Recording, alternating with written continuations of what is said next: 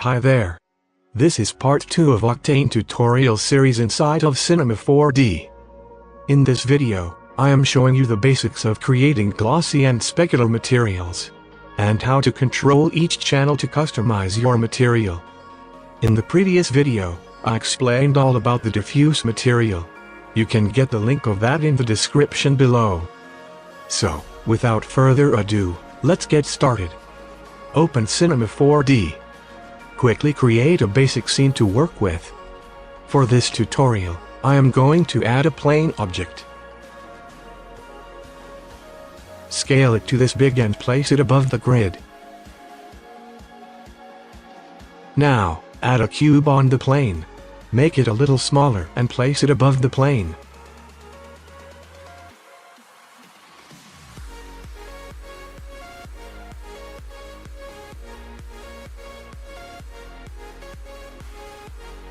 Hit render to see the results. This is good. Open our Octane Live viewer from here. Click on this icon to get started. Now, our scene is being rendered live in this live viewer. I'm going to quickly add an tree environment texture to make our scene a little better to observe. Click on this Octane Sky tag, and go to the image texture.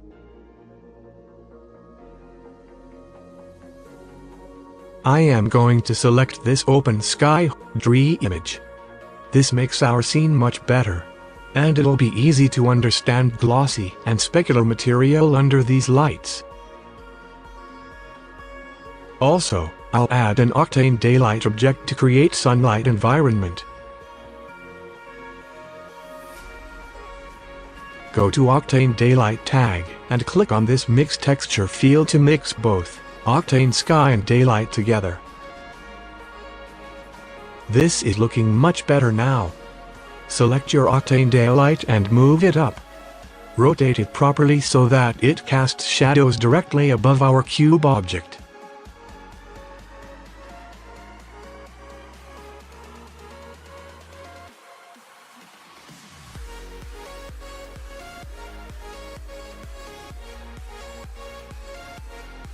This is looking good so far. We're good to go on to our next step of creating materials. Go to your live viewer window and click on Materials. Then from this drop-down, click on Octane Glossy Material. Apply this material to our cube. You can see now that it is shining now like a polished surface, just because of this glossy material. Double-click on the material to open Material Editor. So, the first channel you see is a diffuse one. Here, I want to change the color of this cube to something light blue. Now, we go to the specular channel. Here, we can control the specular of this cube by changing this float value. Specular decides your material's shine. The next one is this roughness channel. Here, we can control how much our material is rough. More roughness means less reflective or shine and vice versa.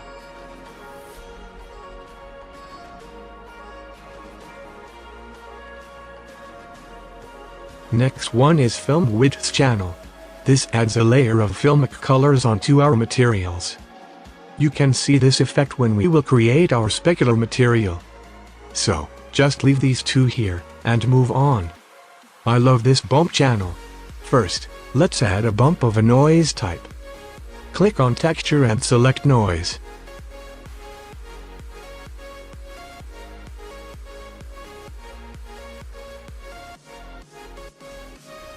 Go into the noise and change the noise to this block 1. This looks good if you want to create some futuristic cube pattern. But let's get rid of this bump, and move on. Normal is pretty much same thing as our bump. Displacement is the one that I'll explain a little later. Opacity is something that is not of much use. It simply controls your object's transparency. I explained it in my previous tutorial. Now, come down to this index channel. This is an important channel. Here, we can control the overall material's property of reflectivity. Increase this value to make it more reflective like a metal. Decrease this value to get reflectivity like a non-metal. So, it is quite useful every time whenever you create a glossy material. Now, I am going to add an image texture to our diffuse texture. Select an image texture.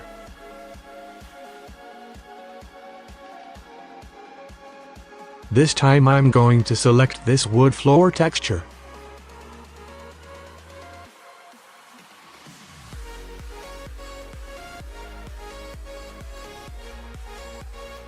Go this UV transform option and scale this wood floor texture, so it fits the cube properly.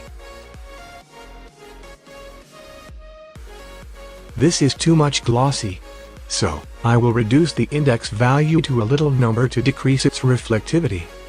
I'll also increase the roughness value to add some roughness to it. Now it's looking a little nicer. Now, copy this image texture and paste it into the displacement channel.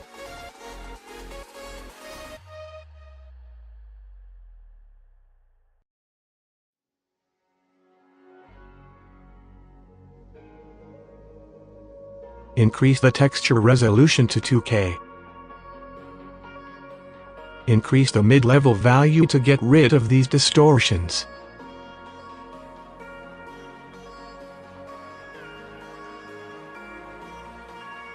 Now, decrease the amount to lower down the displacement.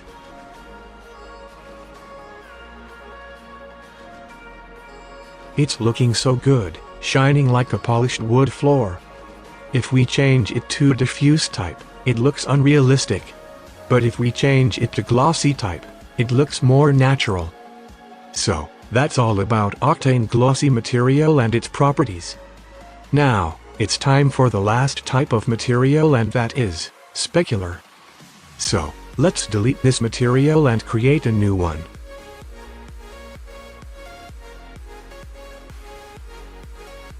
Go to Octane Live Viewer, Materials, and select Octane Specular Material. Apply this to the cube. Immediately you see it becomes fully transparent. That's because of this specular material, which is perfect for creating transparent materials like glass. I'm going to turn off this Octane daylight to see our cube properly. There is some darkness at the bottom of this cube. This is because of dry environment lights casting shadows and ambient occlusion. To get rid of that, move this cube upwards. Now, it's okay and good to go. But this is looking so unreal cause it's super crystal clear transparent. It should have a little roughness. And that'll make it much better and realistic. Though, you can go for this look also for your own projects. So, open Material Editor. The first one is this roughness channel. More roughness results in less transparency and vice versa. I'm going to have a little bit of roughness. Looking good. Let's move on.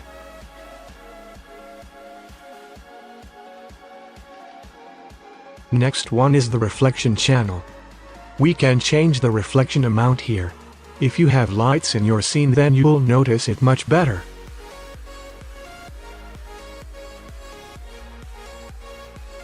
Again, we got this film widths channel.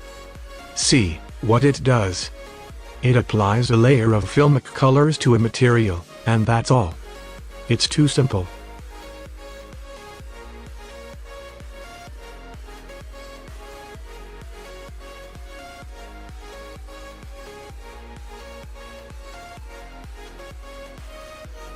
And with this index value, you control this film width color's concentration. So, they are related to each other. Now, we have a bump channel. Let's quickly add a noise bump to it, as we did it before.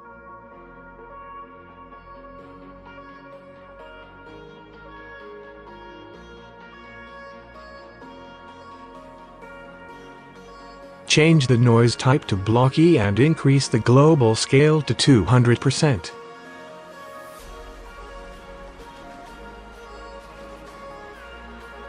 Normal is same as the bump. We have displacement here.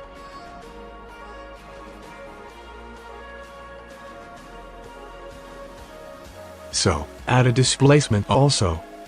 Just apply the same noise texture as in bump.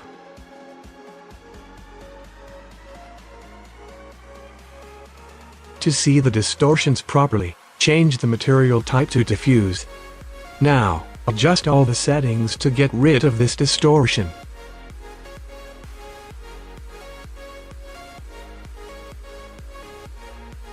And switch back to specular type again. Go to the transmission channel. Here, we can apply colors to our material. I'll go for a light blue color. Turn on our Octane daylight to see sun rays and the caustics. But we are not seeing any caustics. That's because the light is not passing through the cubic, as it should be.